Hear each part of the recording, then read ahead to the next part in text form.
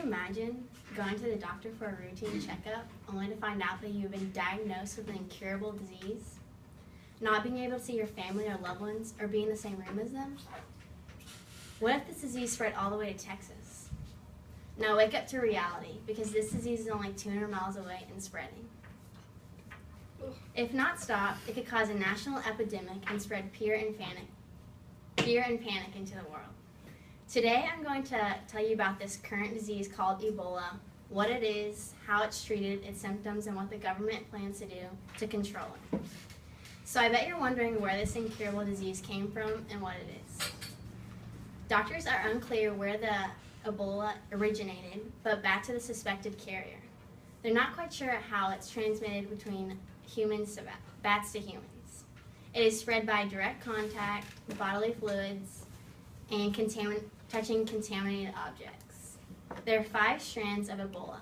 The most deadly to humans are the Zaire and Sudan. According to ebola.medtv.com, Ebola takes shape of a worm-like structure.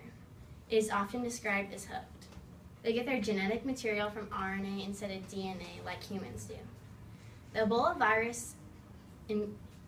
virus invades the immune cells. Ebola comes from West African regions, but recently has spread to our home state of Texas. In African villages, tribes would often perform burial rituals where they would take out the remains and bodily fluids of their deceased loved ones. This is just another reason how Ebola was spread from tribe to tribe.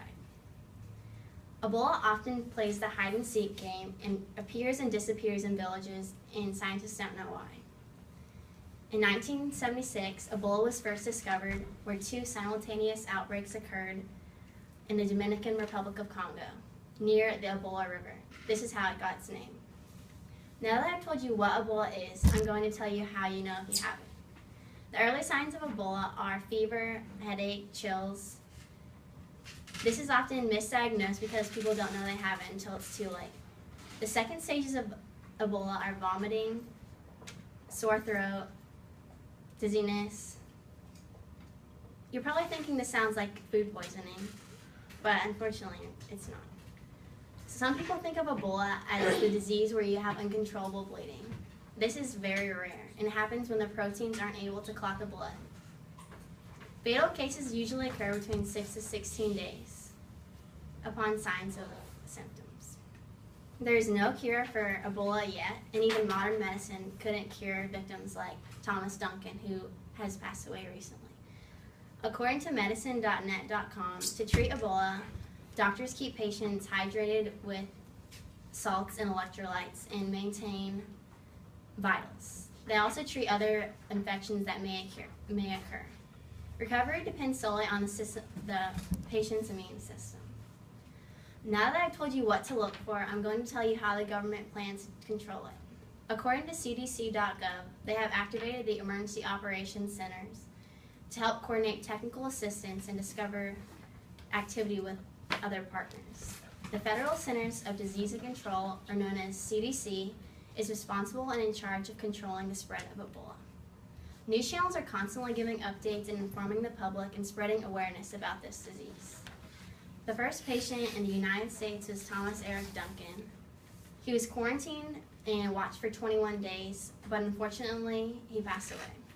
If you haven't watched the news since Sunday morning, another outbreak has occurred and a second patient was tested positive for Ebola. This patient was a healthcare worker who was in contact with Thomas Duncan. The CDC has suggested not traveling to West African regions to avoid the spread. Today I've told you what Ebola is, the treatment and symptoms, and what the government plans to do to control it. Ebola has affected thousands and killed even more. West Africa has been affected the most, but recently our home state of Texas as well. Ebola is very dangerous and very deadly.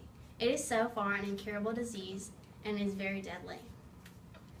Ebola is easily misdiagnosed, which is why it's so dangerous. Something we think can't affect us can and will.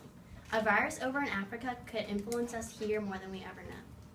This deadly virus you thought was thousands of miles away is now right here in Texas. This disease is severe and should be taken seriously because if not handled correctly, you could wind up quarantined and separated from your family.